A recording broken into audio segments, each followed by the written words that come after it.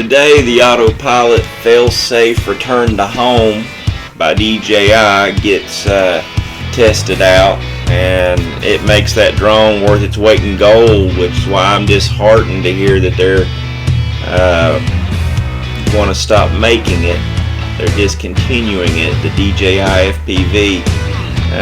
I'm sure they'll replace it with something, but this has been such a great drone.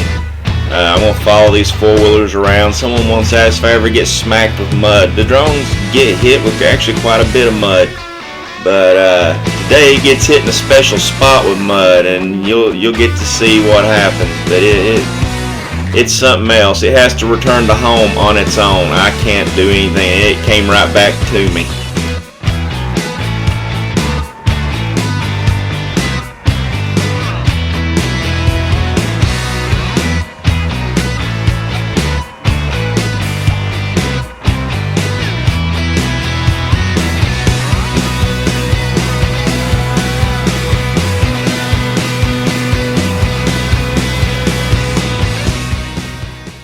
And this is when I started to freak out just a little bit.